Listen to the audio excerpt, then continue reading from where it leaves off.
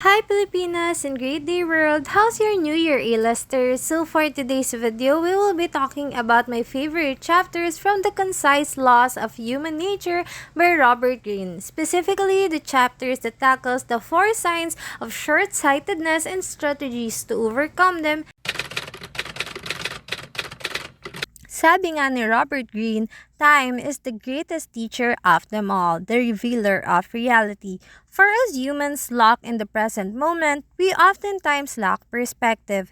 But there is a way for us humans to manufacture the effect of time, to give ourselves an expanded view in the present moment. Ang tawag dito ay foresighted perspective, and it requires the following process. First, facing a problem, conflict, or some exciting opportunity, we train ourselves to detach from the heat of the moment. Second, start to deepen and widen your perspective. We focus on our long-term goals and realign our priorities in the present according to them. Sa madaling salita, ang process na to involves distance from the present, a deeper look at the source of the problem, a wider perspective on the overall context of the situation, and a look farther into the future, including the consequences of our actions and our own long-term priorities. At kung possible, lumayo din kayo or avoid contact dun sa mga tao na narrow ang time frame and strive to associate with those with an expanded awareness of time.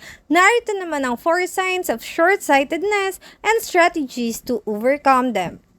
First, unintended consequences. We grab for a solution without thinking deeply about the context, the roots of the problem, the possible unintended consequences that might ensue, because we mostly react instead of think. Our actions are based on insufficient information. Non-consequential thinking is a veritable plague in the world today that is only growing worse with the speed and ease of access to information, which gives people the illusion that they are informed and have thought deeply about things. You want depth thinkings to go to several degrees.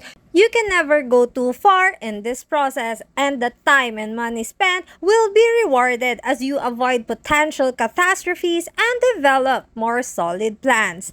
Number 2, tactical hell. Alam mo yung ang dami mo nang na-try and nagawa but you seem to get nowhere, but you feel like sobra-sobra na yung na-invest mong time and energy that it would be tremendous waste to give up. Sino nakaka-relate dito, lalo na yung mga medical and law students? Well, you have actually lost sight of your long-term goals, what you're really fighting for. In tactical hell, you can never raise your perspective high enough to think in that manner. You are constantly reacting to the moves of this or that person, embroiled in their dramas and emotions, going around in circles.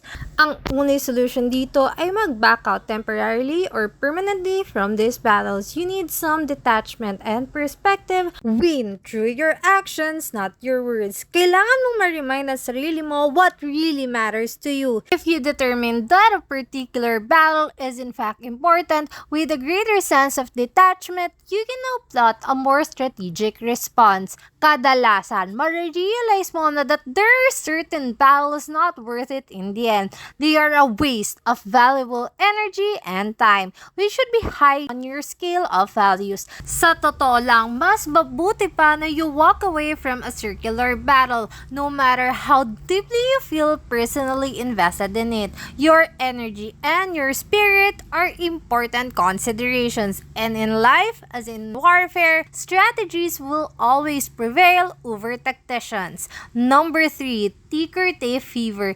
Kadalasan we feel the need for more information more quickly. Such impatience tends to spill over into other aspects of life. Yung attention span nagdi-decrease, as well as our tolerance for any obstacles in our path. Normal lang naman to keep up sa mga latest news, pero yung i-base mo ang mga decisions mo on their snapshots of the moment is to run the risk of misreading the larger picture. Ang antidote sa fever na ito ay first and foremost, we must develop patience. We must make an effort to slow things down and step back, wait a day or two before taking an action. Second, pag may kinakaharap tayo na importanteng issue, we must have a clear sense of our long-term goals and how to attain them. Finally, it is important to have faith that time will eventually prove us right and to maintain our resolve. Number 4, lost in trivia. Ito naman yung mga tao na overwhelmed na sa work nila. Yung nandun yung need lagi to be on top of the details para they can control things better. Pero you are drowning in information na din. You tend to take in information without considering kung ano talaga yung priorities mo and what really matters in the end. Sinong guilty dito? Assimilating too much information leads to a mental fatigue, confusion, and feeling of helplessness. Everything begins to seem equally important. Ang kailangan nyo ay mental filtering system based on a scale of priorities and your long-term goals. Knowing what you want to accomplish in the end will help you weed out the essential from the non-essential. Remember that greater control over events will come from realistic assessments of the situation. Precisely what is made most difficult by a brain submerged in trivia.